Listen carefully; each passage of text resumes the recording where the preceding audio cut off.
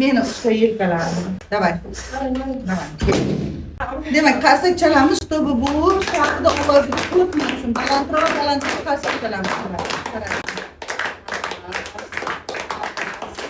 Yo'l boshlovchingiz oldiga olib boruvchi odam bunaqa holatda bo'lsa borasizmi yoki u mana bunaqa holatda bo'lsa borasizmi? Mana bu holatda, to'g'rimi? Mana men sizni mana bunday holatdagi insoningizman. Mana bunaqa bo'shgina qo'rqoq insoningiz emasman.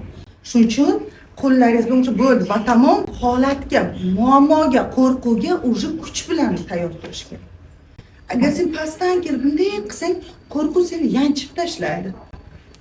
Davay, qo'llarimizni qattiq qilamiz. Bu bizning jang maydonimiz. Bittasi mas.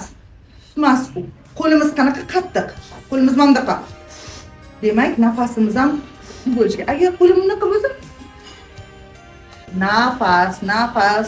Ruhiy, aqliy kasal bo'lmoqchimisan bu ketishda? Unda harakat qil.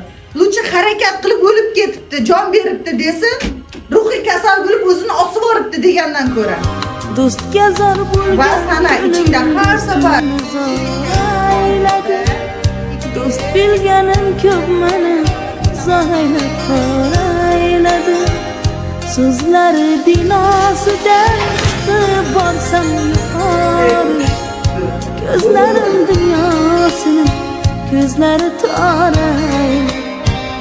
Sar bo'lib qulonchlarim parvoz qilib samoda, qo'llari yaqin bo'lib ko'nglini darayladi.